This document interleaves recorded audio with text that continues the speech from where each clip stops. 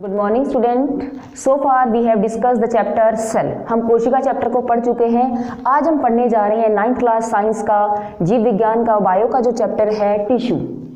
Tissue को जानने से पहले हमें कोशिका के बारे में जानना आवश्यक है, हमें सेल के बारे में जानना आवश्यक है।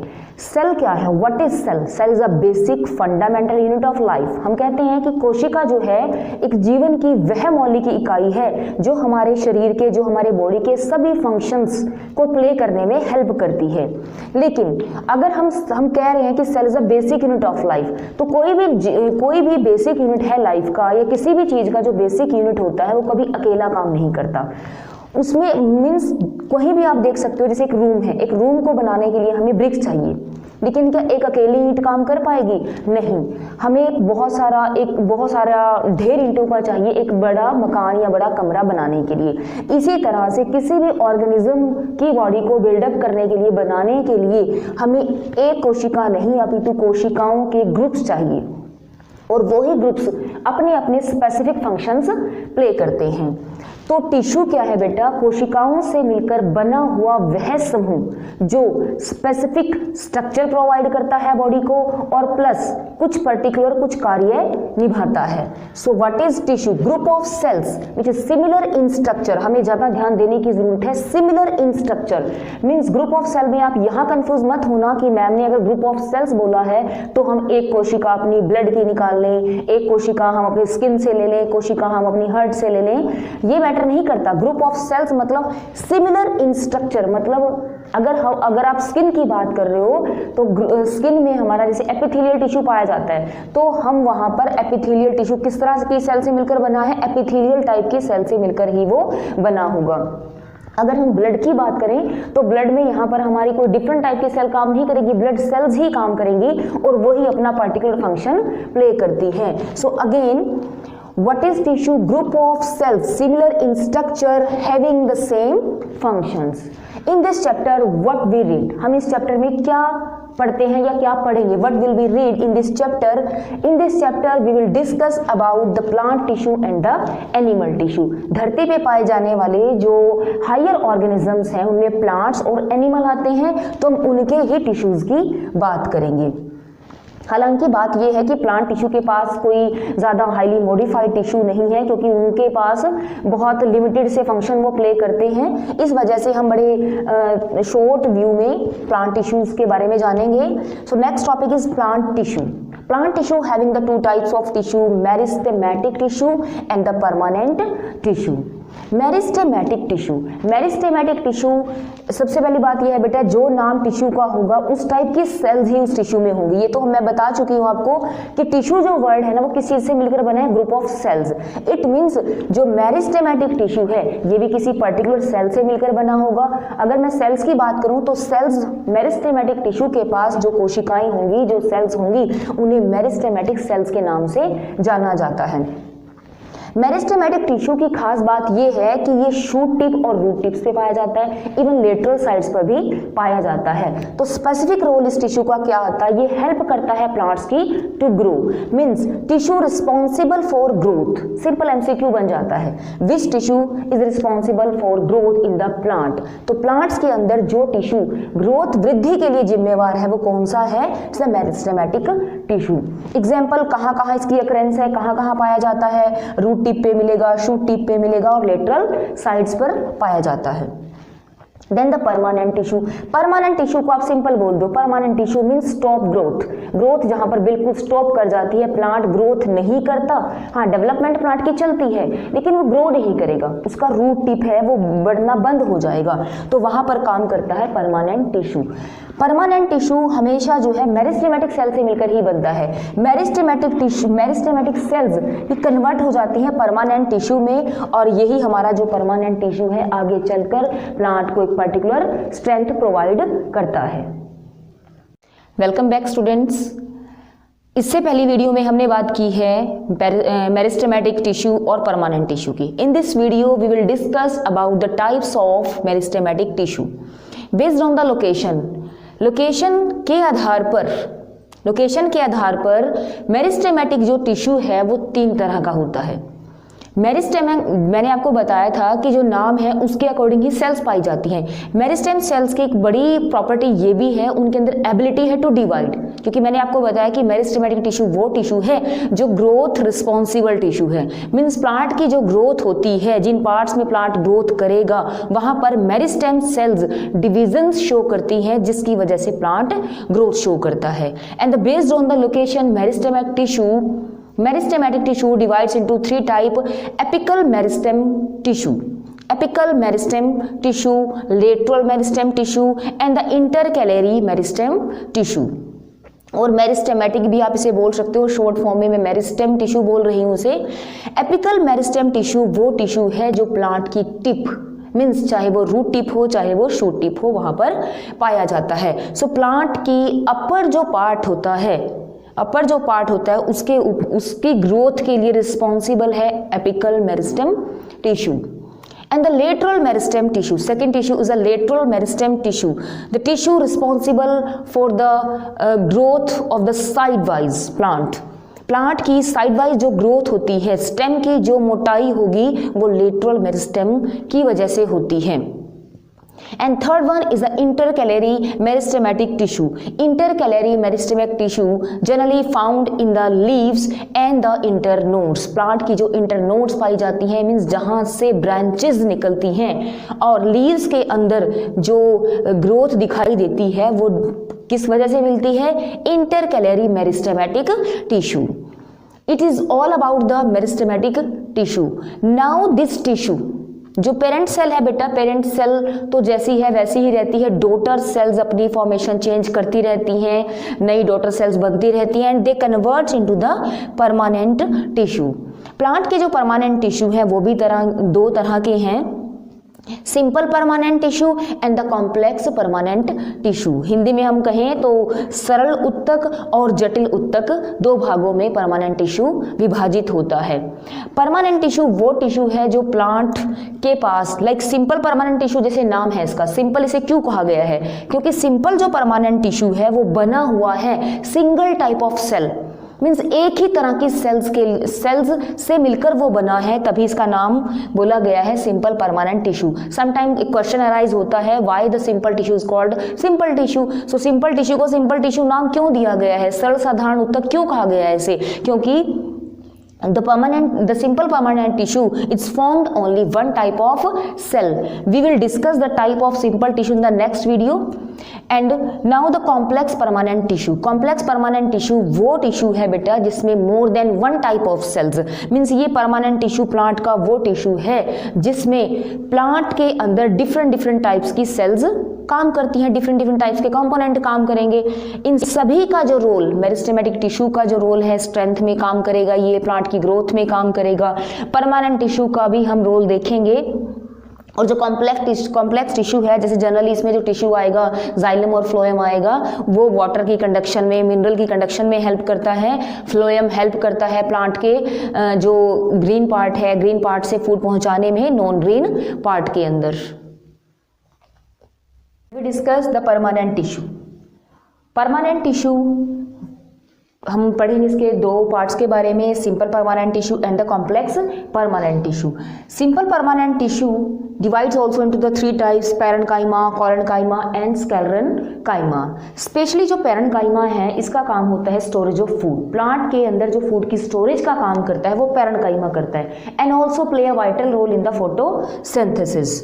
कॉलेनकाइमा एंड स्क्लेरेनकाइमा का दोनों का फंक्शन लगभग सिमिलर सा है, ये दोनों ही प्लांट को एक पर्टिकुलर स्ट्रक्चर प्रोवाइड करते हैं एंड स्ट्रेंथ प्रोवाइड करते हैं। ये तो मैं आपको पहले ही बता चुकी हूँ कि ये सेल्स जो ये पेरेंकाइमा है, कॉलेनकाइमा है, स्क्लेरेनकाइमा है, ये सिंगल टाइप की सेल से मिलकर बने हैं। तो 9th क्लास में आपको इतना ही जानने की आवश्यकता है कि जो पेरेंकाइमा है इसका सिंपल सा रोल है कि ये फोटोसिंथेसिस में हेल्प करता है, स्टोरेज ऑफ फूड में हेल्प करता है, and the collenchyma and sclerenchyma play a role in the strength और provide strength to the plant. The important function of complex tissue is like it's two type of tissue, xylem and the phloem। xylem का role है help करता है ये conduction of water and mineral के अंदर। इसको रोक दे, बढ़िया नहीं बना रही, कहीं जगह कर दूंगी। So let we discuss about the permanent tissue.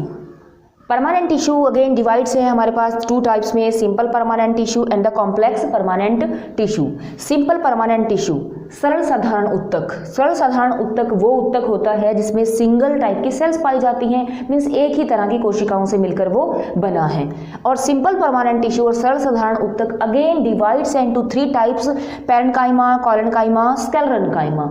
Parenchyma का रोल है स्टोरेज ऑफ फूड में। पौधे के अंदर जो फूड की स्टोरेज होती है, जो भंडारण होता है पौधे के अंदर भोजन का, वो पैरेन्काइमा सेल्स करती हैं। पैरेन्काइमा सेल का इंपॉर्टेंट रोल ये भी है कि ये फोटोसिंथेसिस में भी एक वाइटल रोल प्ले करता है। कोलेनकाइमा और स्क्लेरेन्काइमा में आपको जानने की सिर्फ इतनी ज़रूरत है कि कोलेनकाइमा और पैरेन्काइमा दोनों ही पौधे को एक अच्छी स्ट्रेंथ प्रोवाइड करते हैं, एक प्रोटेक्शन प्रोवाइड करते हैं, एक स्ट्रक्चर प्रोवाइड करते हैं। नाउ द कॉम्प्लेक्स टिश्यू, जटिल उत्तक। जटिल उत्तक हमारे पास दो टाइप्स में डिवाइड है, जाइलम एंड फ्लोएम। इस टिश्यू के बारे में जानना बहुत ज़रूरी है, it's need to know very well, because इसका एक अच्छा रोल हम आगे बड़ी क्लासेस में हम इसके काफ़ी डिटेल में स्टडी करेंगे। जाइलम हेल्प करता है in the conduction of water and mineral. पौधे के अंदर पानी को ऊपर तक चढ़ाना, पौधे के अंदर पानी और मिनरल को, खनिज लवण को पौधे के सभी भागों में पहुंचाना जाइलम का काम है। एंड फ्लोएम, फ्लोएम का काम है formation of food into the green part. पौधे के अंदर भोजन की फॉर्मेशन करना, जो ग्रीन पार्ट है, ग्रीन पार्ट मीन्स लीव्स के अंदर, लीव्स के अंदर पहले भोजन बनता है due to phloem and then this food transport to the non green plant. जो भोजन ग्रीन लीव्स में बन रहा है उस भोजन को पौधे के सभी एरियाज में पहुंचाने का काम फ्लोएम करता है। जाइलम और फ्लोएम के एनसीईआरटी में हमारे पास कंपोनेंट गिवन है विद स्ट्रक्चर्स, वो भी आपको करने हैं। इनकी स्ट्रक्चर्स की वजह से और उनके कंपोनेंट की वजह से भी इनको कॉम्प्लेक्स टिश्यू का नाम दिया है। So in this topic we will discuss about animal tissue, मतलब जंतु उत्तक। जंतु उत्तक हमारे पास चार प्रकार के होते हैं। इन जंतु के अंदर मतलब हम अपनी भी बात कर रहे हैं कि हमारी जो बॉडी है वो चार तरह के उत्तक से मिलकर बनी होती है। सबसे पहला उत्तक है कनेक्टिव टिश्यू। आप एपिथेलियल टिश्यू भी पहले रख सकते हैं, एनसीईआरटी में एपिथेलियल पहले दिया हुआ है, कोई दिक्कत नहीं इसमें। Connective tissue, epithelial tissue, muscular tissue and the nervous tissue, इन सभी चार उत्तकों से मिलकर हमारा शरीर बना होता है। और इवन हमारे शरीर का कोई भी ऑर्गन है बेटा इन चारों उत्तकों से परे नहीं है, मतलब इन टिश्यूज से मिलकर ही हमारी बॉडी का कोई ऑर्गन और किसी ऑर्गन का निर्माण होता है। सबसे पहले बात करेंगे अबाउट द कनेक्टिव टिश्यू। नाम से पता चल रहा है कि किसी कनेक्शन का काम करता है ये। बॉडी में जितना भी कनेक्शन है, जो एक प्लेस से दूसरी जगह किसी चीज को जोड़ने का जो काम करता है वो करता है कनेक्टिव टिश्यू। कनेक्टिव टिश्यू के example I have given some examples like bones, आपकी हड्डियां, ब्लड, रक्त, कार्टिलेज, लिगामेंट, टेंडन्स, एडाइपोस और एरियोलर टिश्यू, ये सब टिश्यूज के अंदर आते हैं। आप बोन्स को बोन टिश्यू के नाम से जान सकते हो, ब्लड को ब्लड टिश्यू के नाम से, cartilage, ligament, tendons, adipose tissue and the areolar tissue.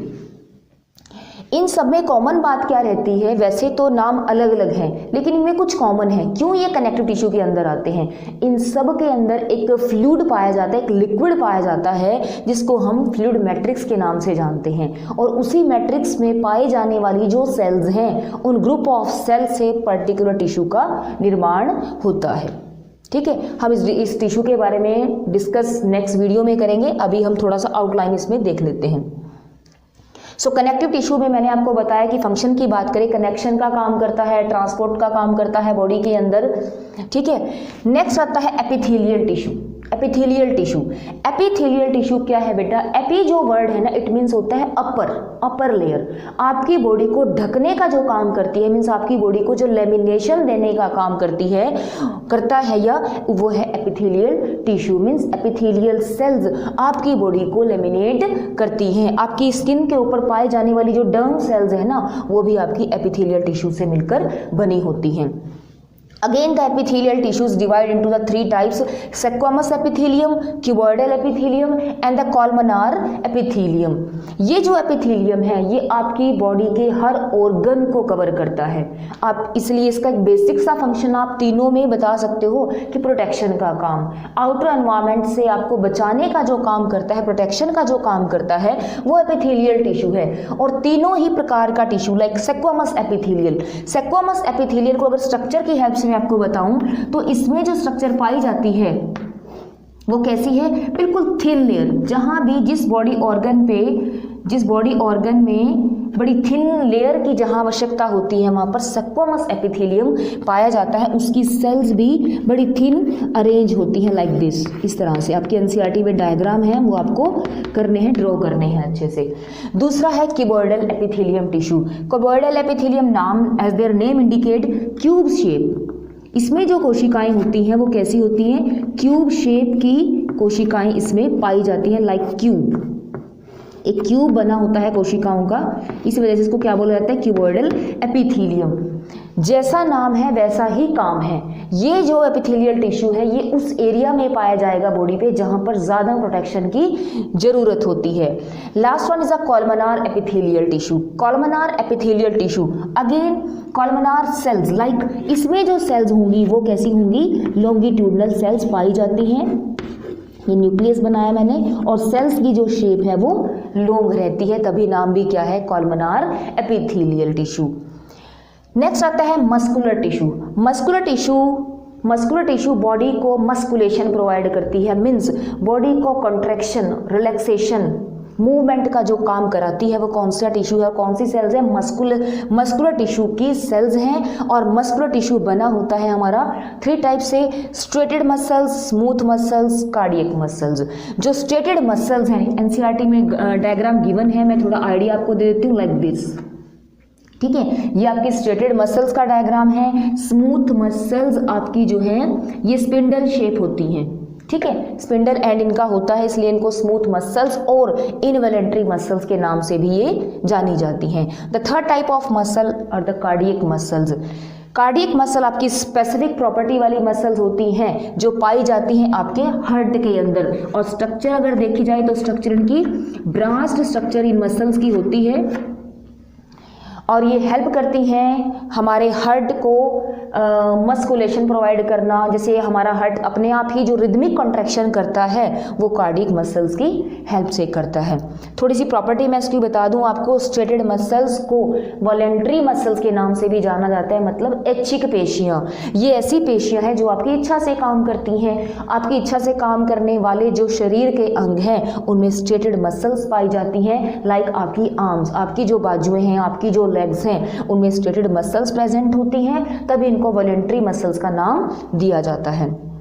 Smooth muscles और इनवॉलेंट्री मसल्स ऐसी मसल्स हैं जिनको हम अपनी इच्छा से नहीं चला सकते, लाइक जो हमारे इंटरनल ऑर्गन्स में प्रेजेंट हैं, हमारे विसरल ऑर्गन्स में पाए जाने वाली मसल्स को हम स्मूथ मसल या इनवॉलेंट्री मसल्स कहते हैं।